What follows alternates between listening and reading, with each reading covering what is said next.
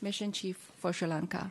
And many of you also know our Sri Lanka resident representative, Tubagas.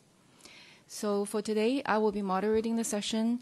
As a start, Peter will highlight a few messages, key messages for this mission, and then we will be happy to take your questions. With that, Peter, the floor is yours. Okay.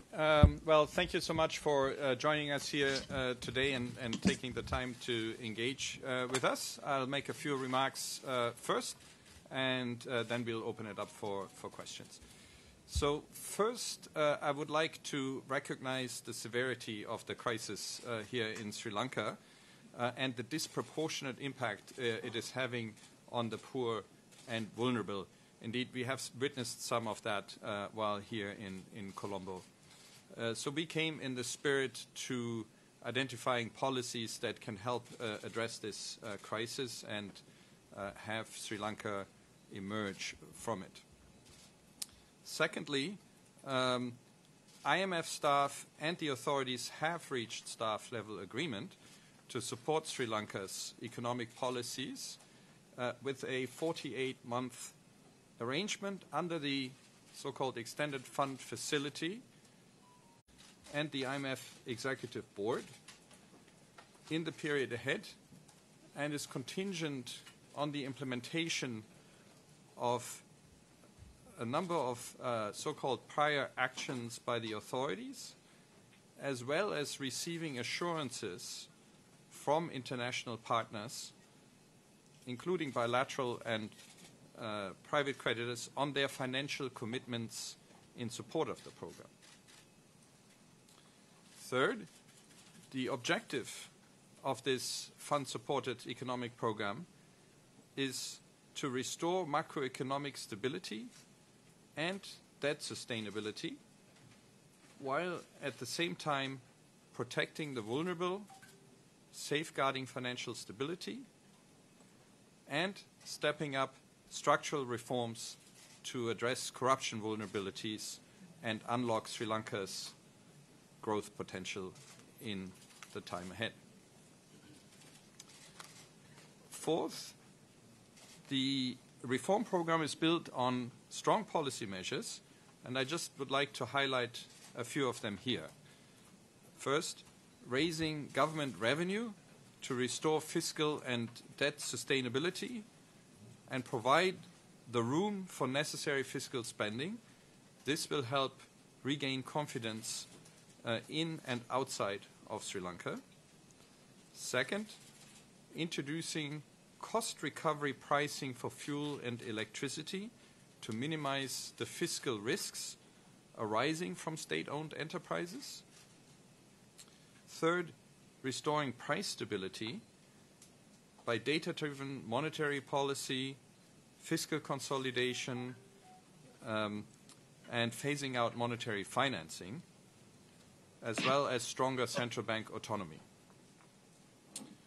Fourth, rebuilding foreign reserves and safeguarding financial stability. And fifth, strengthening social safety nets to mitigate the impact of the current crisis on the poor and vulnerable.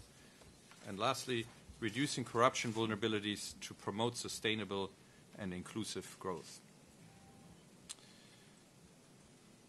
The last substantive point I wanted to make is that really this staff-level agreement is only the beginning of a long road ahead for Sri Lanka to emerge from the crisis.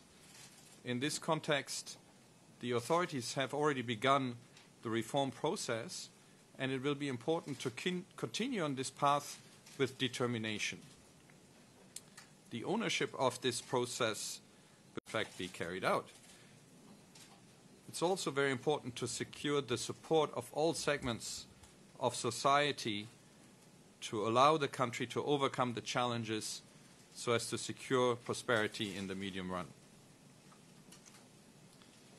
Now, because Sri Lanka's debt is assessed to be unsustainable, debt relief from Sri Lanka's creditors will be required to ensure debt sustainability. Having a path to restore debt sustainability, so-called financing assurances, is necessary for approval by the IMF Executive Board. And additional financing from multilateral partners will be needed to close financing gaps. Lastly, we would like to thank the authorities and all of our counterparts in the wider society for the excellent dialogue and warm hospitality, and are looking forward to continue our engagement in support of Sri Lanka and its people. With that, let me turn back to Ting. Thank you very much, Peter. Since we have many people here and also online, we will try to take as many questions as we can. We'll start from those in the room, and if you have a questions, you can raise your hand. And also for those that are online, please also use the raise hand function on Zoom. When you ask your questions, you may identify yourself with name and affiliation. And we would really appreciate it if you can ask your questions in English. Unfortunately, we don't have a translator here today. And we'll maybe take 3 questions in one batch and then answer them together. Okay, we have the gentleman there. Hi, I'm Asanta from Bloomberg. Can you give us an idea about the part of debt sustainability, whether you have agreed on a debt sustainability analysis and whether it also involves domestic debt restructuring? Ting, may I ask a question? I'm Panita Amrasekara from Ceylon Today newspapers. I'm here at this corner, at this very end, here, over here. Peter, if in the event China doesn't agree for the conventional debt structuring as we know it, what is the situation as far as the IMF is concerned? Okay, let's take another one. Yes, here. I'm Shehan Baranage from Asia Broadcasting Corporation in Sri Lanka. My question is about the package that the IMF has agreed, 2.9 billion for 48 months. In the disbursements period, will it be equally distributed like it's for minimum? It's about $750 million per annum. Will the disbursement will come like that, or will the disbursement the first tranche will be a major share? How will it be dispersed the way? Thank you. Okay, yeah, thank you very much. So, because Sri Lanka's debt is unsustainable, for the IMF to be able to go ahead with committing resources and lending, it needs to assure itself that debt sustainability is being restored, which involves engagement between the debtor, Sri Lanka, and the creditors, which are, of course, multifold. So this process is taking place between a creditor and debtor with their financial and legal advisors. And of course, in order to get to this point of staff-level agreement, we discussed ways of how to get there. But this process will now need to get underway so that these financing assurances can be secured and that, in fact, we can move to a disbursing arrangement, to an arrangement that can be considered by the executive board and then ultimately disperse. If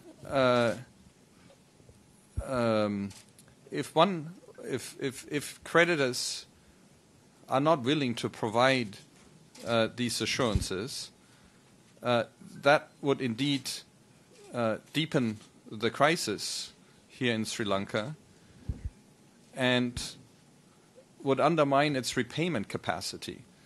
So a deepening crisis means that essentially the resources available to service the debt would become less.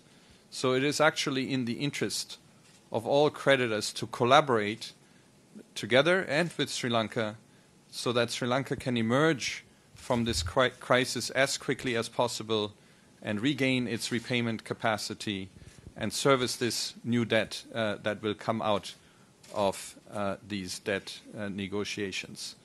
So it really is in the interest of all creditors to work with Sri Lanka on this front. That if in the event one creditor. So one after the other. So I think Masahiro. Yeah, thank you, Peter. This is on, right? Okay. I'll take the question on the total package financing amount of 2.9 billion US dollars equivalent, and how this is distributed across program period. The so-called extended fund facility agreed with between us and the authorities extend for 4 years. And each disbursement, okay, and then the total amount is distributed across over these 4 years. And the first disbursement will come at the time of IMF board approval, which is subject to actions, as Peter mentioned. And then it's going to be distributed across program period, and each disbursement is tied to the successful review by the executive board. So this is going to be distributed across program period. So how this will be distributed is a little bit technical matter, so I don't go into detail, but that's how it is. The IMF program is set up.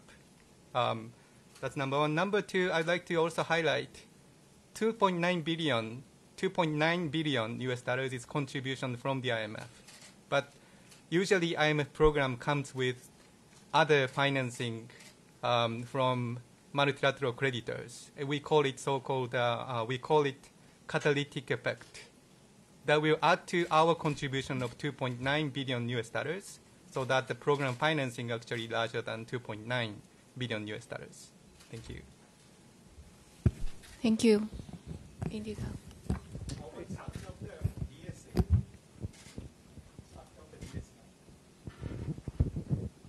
Yeah, I have two questions.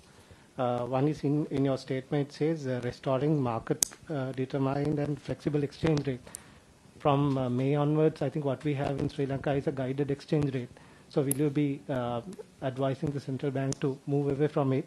That is number one. And the other one is reducing corruption vulnerabilities. I think even in your previous statement, you have mentioned that.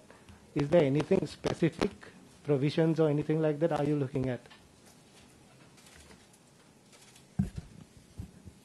Hi, Marwan. Yeah, Marwan Markan of Nikkei Asia. Your assurance of $2.5 billion has obviously raised national expectations about money finally coming in, but as you've said very clearly, that's contingent on a number of conditions.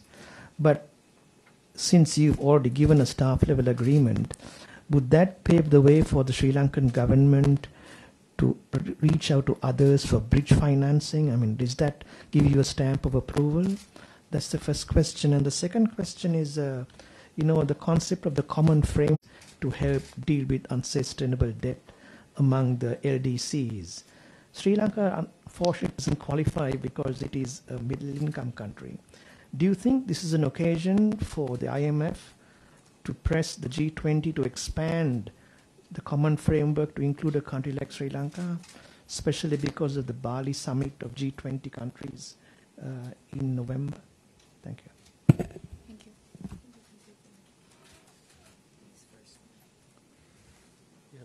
So I have to do the second one, you do the exchange rate and the corruption. Thank you for the question. First, let me take on the exchange rate. Important pillar of the program is to restore market-determined and flexible exchange rate. And transition to that is important matter. And we believe that this needs to be sequenced appropriately. And in particular, announcement of comprehensive reform package and implementation of that package supported by this program and an IMF arrangement is going to be important. And secondly, on corruption vulnerabilities, more specifics. I'm happy to provide more specifics here. But first of all, the governance and anti-corruption areas are very critical to the IMF. It is core to the IMF. And it's a policy for the IMF to look at this issue in all IMF lending programs. And in this context, the program supported by IMF for Sri Lanka aims to reduce corruption vulnerabilities through improving fiscal transparency and public financial management, and introducing a stronger anti-corruption legal framework. And in particular, the authorities are working on legislation that harmonizes anti-corruption legislation with UN Convention Against Corruption. And the press release also refers to governance diagnostic, and that is an in-depth analysis of governance vulnerabilities, corruption vulnerabilities in Sri Lanka. And this assessment diagnostic will be supported by IMF technical assistance and will provide prioritized and sequenced recommendations. Thank you. So on the question relating to the debt and the process, how to get to financing assurances. So the staff level agreement is a signal of the commitment by the authorities for significant, comprehensive economic reforms, a package that they have now committed to the IMF, and that will be monitored by the IMF going forward once the program is in place. So this really is a credible device to show to creditors that Sri Lanka is serious about engaging in reforms, and so it can in fact refer to this in its discussion with creditors, because not only is it assuring creditors that it is doing everything that's needed to restore its payment capacity, but it has in many ways committed to do so to the world community, to the international community, through this IMF staff level arrangement. Sri Lanka is in a special situation in the sense that much of its official debt is outside of Paris Club creditors. The Paris Club is a well-established process that over many years has evolved and has routines in terms of how to deal with a situation where one sovereign defaults on their debt to other sovereigns. In the case of Sri Lanka, there's a lot of debt that are not in the Paris Club, and as a result, one needs to think about how to deal with that. The common framework was put in place in the course of the COVID crisis because it was thought that there would be more defaults in situations like that, but it is limited to low-income countries, and Sri Lanka is a middle-income country and does not fall in the common framework. So to some extent it is in a special situation, and solutions that are appropriate to this case need to be found. And from our perspective, it's important to move expeditiously. That really is the key here, because we want to avoid the crisis becoming worse. Some kind of forum where creditor and debtor can discuss, where the debtor can explain how they got to this situation and what they're doing to get out of it, and where creditors can listen, and where creditors can see how all the other creditors are being treated. That really is an important step in moving forward in whatever context is found to do so. But we would encourage that process to move forward expeditiously. Thank you, Masahiro and Peter. Let me now turn to Zoom to take a few questions here. We have Meera Srinivasan. Can you unmute yourself and ask a question? Sure. Yes, thank you. I have a couple of questions.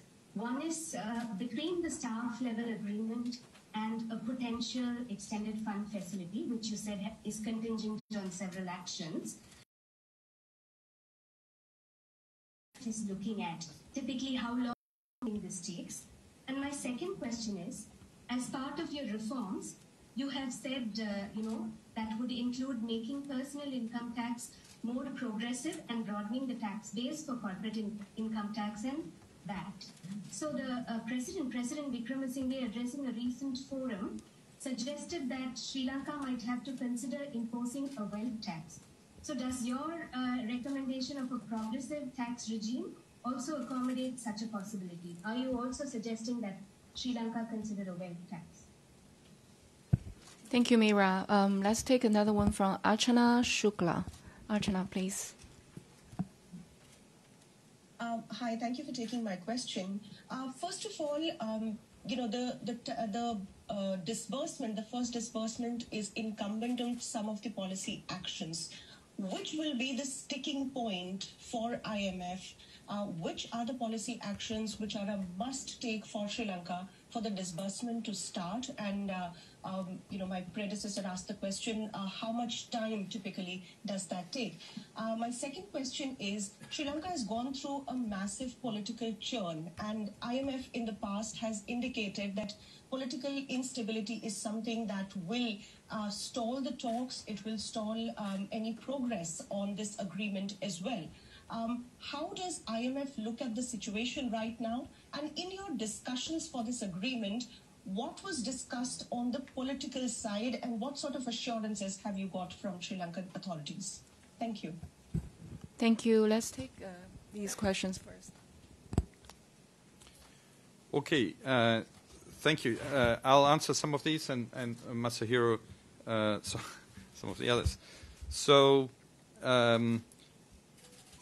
moving from staff level agreement to the EFF, how do we get there?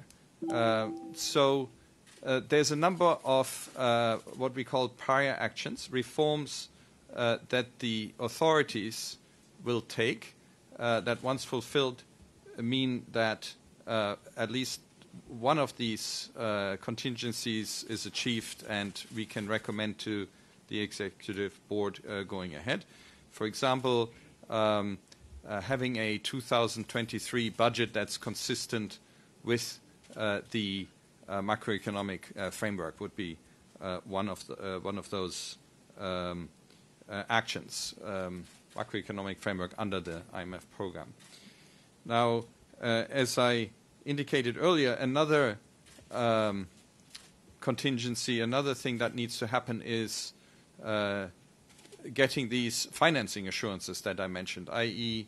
the engagement with the creditors. And here it's important to note also it's not only official creditors, so they would be providing financing assurances, in other words, that they are willing to provide debt relief in line with the IMF program, that they're willing to do so in the period ahead. But there's also the engagement with private creditors, showing that there's a good faith effort to engage private creditors, which includes giving them an opportunity to provide input, providing them with relevant information, and engaging in good faith negotiations. So this process takes time because there's a large segment of creditors, both on the official creditor side and amongst the private creditors. And so it is very difficult to anticipate how long this process will take. We have in the past seen some cases that have taken a long time, and that is not for the betterment of the country, and it's also not in the interest of creditors. So we would urge all the parties who will be engaged in this process to move expeditiously and in good faith, so that a settlement can be found quickly, and the IMF program can move forward, and Sri Lanka can emerge from the crisis as quickly as possible. On so I think Masahiro was going to take the other question. Yep. Thank you, Peter. Let me discuss a little bit about the tax reform. First of all, Sri Lanka's tax to GDP tax collection is very low, and there's a clear need to raise tax revenues to support fiscal adjustment or reducing fiscal deficit. And the tax reforms under the program should be also designed to be progressive, and progressive meaning that ensuring greater contributions from high-income earners to minimize the impact of fiscal adjustment on the vulnerable and the poor. And in this context, one of the ways to ensure progressivity of tax revenue tax measures is to use personal income tax, including higher tax rate for high-income earners. And here, the wealth tax is coming in, as you mentioned. On the wealth tax, I would say it's part of discussion and part of the agreement in the staff-level agreement with the authorities. This said, the preparation will take time, how this is designed is going to be discussed with the authorities in an appropriate time frame. So I would like to highlight here that preparation will take time, and then that needs to be properly designed. Okay, and then... Yeah, I realized that, yeah, there was also a question on sort of political stability. So from the IMF's perspective, our arrangement is with the people of Sri Lanka. We're here to help the country, and for the country to emerge from the crisis, and the people to enjoy prosperity going forward. So the political environment matters in the sense that these economic reforms need to be carried out. There needs to be a government that has the mandate to carry out the reforms, and there needs to be buy-in by society to support the reforms and to move forward with them. So the context, the political context, does matter, and we very much hope that the stability that has now been prevailing here, at least in the few regained stability since we were last here in June, will endure, so that there is an environment in which these difficult economic reforms can in fact be carried out. Thank you. We have two more questions. Regina, can you want to unmute yourself? Yeah.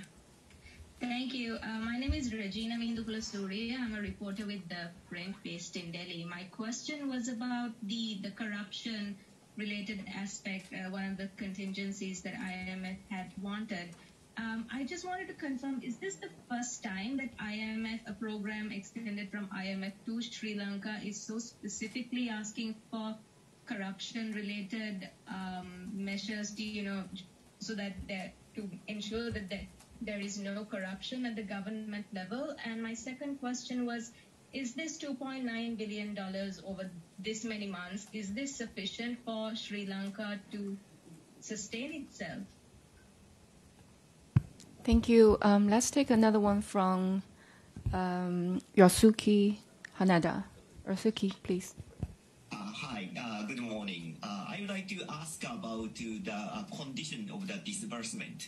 So in today's release, IMF stated that financing assurance to restore debt sustainability from Sri Lanka official creditors and making a good faith effort to reach a collaborative agreement with private creditors are crucial before the IMF can provide financial support to Sri Lanka. So in that sense, what if major credit countries, certain major creditors are not so helpful or cooperate with the negotiation? Is that make it IMF impossible to disperse these kind of program?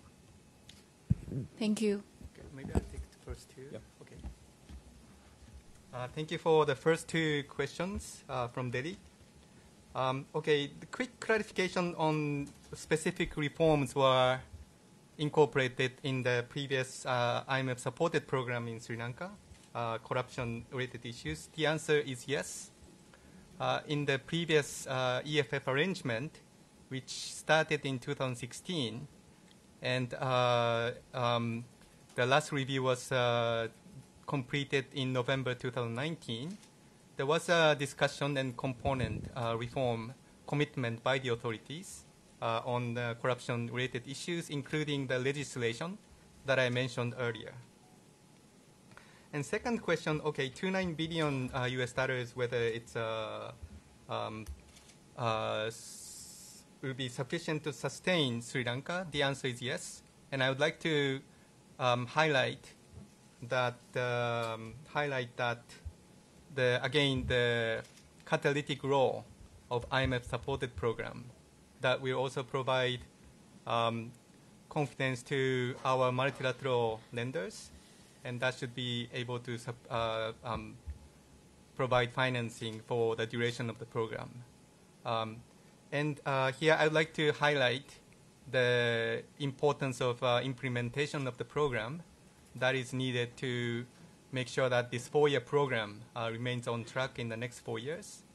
And the early action by the authorities, including the tax reforms already introduced, and their commitment to implement actions before the is very encouraging. Thank you. So on the question relating to the debt discussions, if there were delays. So Sri Lanka really is experiencing a deep crisis. We are very concerned about immediate financing needs for the import of essentials, medicines, food, fuel, and so support in the short term is really urgent in order to avert a humanitarian crisis. Delays arising from the need to obtain these financing assurances that I had talked about, meaning a path towards restoring debt sustainability. Delays in that process would deepen the crisis further and negatively affect Sri Lanka's debt repayment capacity, because it would not be growing as quickly and as much as it could otherwise. So prompt creditor coordination and transparent collaboration is really key to advancing the debt restructuring efforts and to make this interim period as short as possible. So the objective really here in the interest of everybody is to get Sri Lanka once again back on a path of strong and durable growth. And for that, we really encourage everybody to work together to achieve that objective. Thank you. Let me come back to the room. The gentleman there. Yes. Yeah, Nistad Kasim from the Daily FT. We have heard Governor expressing confidence that of a disbursement by December. Is that a fair assessment? Yes. Shehan Naratunga from News First. If Sri Lanka fails to meet any of these obligations by chance, how does this mean that we're back to square one? Are there any alternatives? What happens then? Yes, question here. Oh, maybe, yes, let me go to the back row here. I'm Prasad from National Television, Rupahani. You mentioned in your statement that consideration about the vulnerables from this crisis. What are the areas that specifically you are concerning regarding this issue? And at the same time, do you have any concern about the internal debt situation also? Oh, yes, Panitha. Peter, I just want to know, has there been any instances where a staff level agreement has been checkmated at the board level vis-a-vis IMF? Thank you.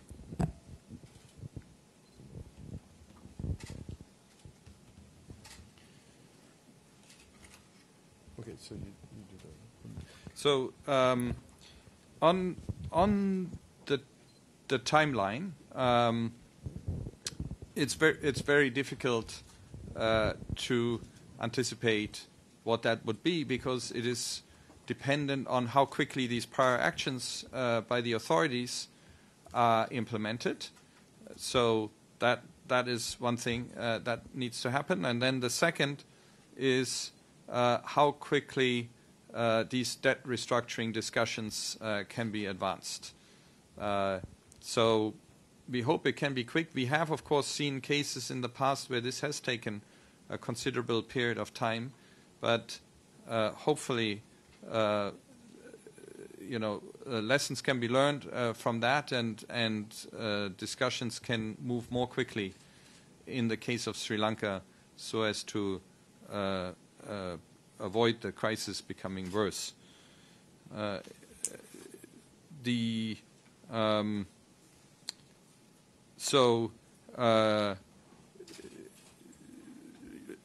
question on sort of obtaining financing assurances, it's really crucial to move forward, because if this does not succeed, then the fund would not be able to lend. It needs to be able to lend into a sustainable situation, and that would, of course, make the situation significantly worse. So moving forward with obtaining the financing assurances will be key, and for creditors to collaborate in this regard is essential.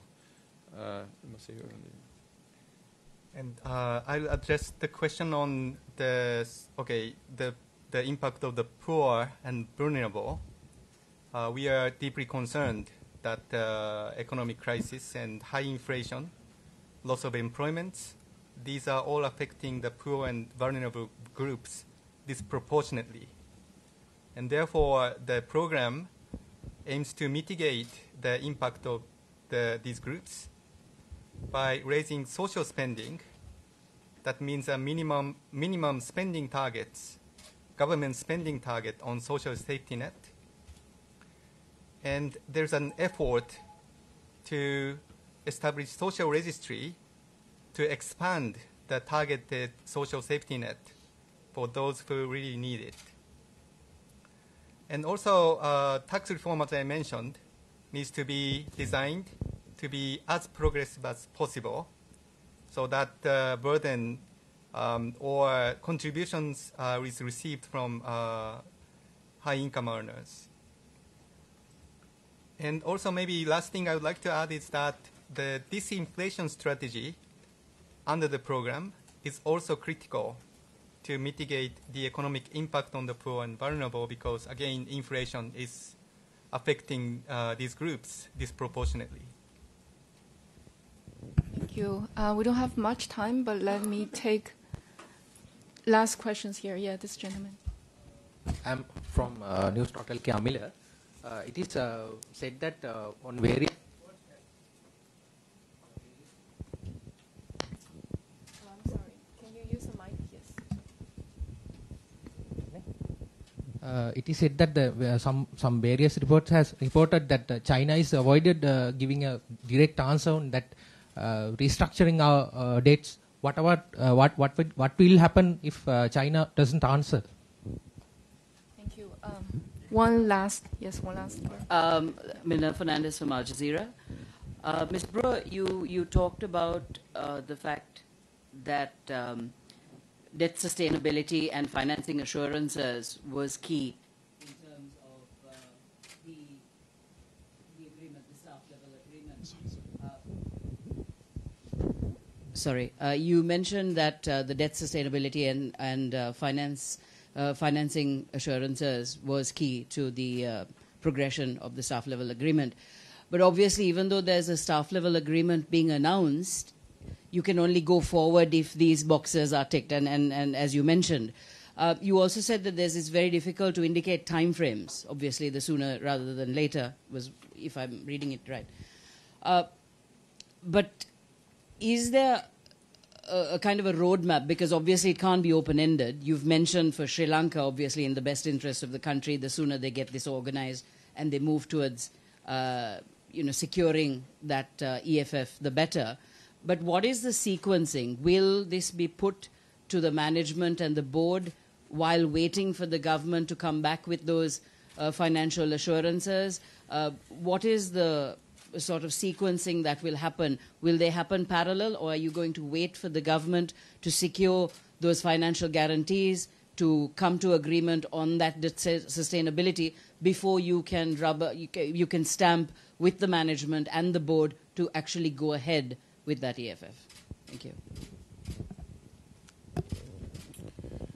Okay, thank you. So first, I think it's important to note that the IMF is not part of the negotiations between the debtor and the creditors. The IMF is neutral, and so it can help and sort of inform the process. For example, this is routine with Paris Club restructurings. We can be here and answer questions with respect to the policy intentions and the economic reforms the authorities intend to undertake, but we cannot be part of the negotiation process. So in terms of the sequence, so here at the IMF we have now engaged with the authorities for a number of months to agree on a package of economic reforms that we think will help pull the country out of the crisis, will address the crisis and move the country forward, and that are credible. And we stand ready to put this agreement to our management, and then to our, if management approves it, to then put it forward to the executive board as soon as these conditions that I mentioned are satisfied. So we do need to await now for these conditions to take place. Now, the authorities work on these so-called prior actions, i.e. the reforms that they will undertake even before the program is put to the IMF board. Those can go on at the same time as the engagement with creditors on obtaining financing assurances. So that can run in parallel, and we would very much encourage it, so that there are no delays if one of them is completed and the other one is not. So we would very much encourage rapid progress on both fronts with respect to these prior actions, as well as moving forward the process of engaging creditors. Now, the authorities have hired financial and legal advisors who assist the authorities in this process, who have experience in doing so. And so we would expect this process to, in fact, it is already underway, but to really now expedite it in light of this staff level agreement that has been reached, that should give assurance to creditors that Sri Lanka will be engaging in a comprehensive set of economic reforms. But just to be clear, the conditions you mentioned that need to be fulfilled before this can go to management and the board, can you specify what specific conditions those are? So I mentioned already, for example, that the budget, the 2023 budget, be consistent with the reforms, with the macroeconomic framework that underlies the IMF, the future IMF program. So that would be one action. And then, of course, getting these financing assurances is another key objective in this engagement. Interest charge on the program? One last question, please. What's the interest charge on this program if it comes on board? What's the interest component of the program, this $2.9 billion program, if in the event it comes on board? What's the interest charge on the authorities on the program? The interest rate. Okay, the 2.9 billion US dollars is the total financing without excluding interest payment. That's number one. Number two, the interest rate is the so-called STR interest rate applicable at the time of executive board meeting, and also other charges and so on. Yeah, that's my answer. Thank you. Thank you. I'm sorry. I'm afraid we really have to wrap up here, and I will invite Tubagus to just say last few words. Okay. First of all, I would like to thank you for all of you for coming here. It's a full house, and also for the Zoom participants. There are a long list in the Zoom. I would like to thank the CPSL staff for facilitating this press conference. Throughout the discussion with the authorities over the past few months, we appreciate the full engagement, open dialogue, open communication with all stakeholders, and we had a long discussions in Washington. Mission coming here, almost daily virtual mission. So we would like to thank you, to thanks everyone involved. As Peter mentioned before, this is the beginning of the long road. And we are happy at the IMF. We are honored to help Sri Lankan people and to work together to resolve this crisis, emerge from the crisis, and restore the inclusive growth that benefits for Sri Lankan people. Thank you again. Thank you very much. Thank you, Peter, Masahiro, and Tubagus, and thank you everyone here and also everyone joining us on Zoom. Thank you very much. Much appreciated. Thanks. Thank you. Thank you so much.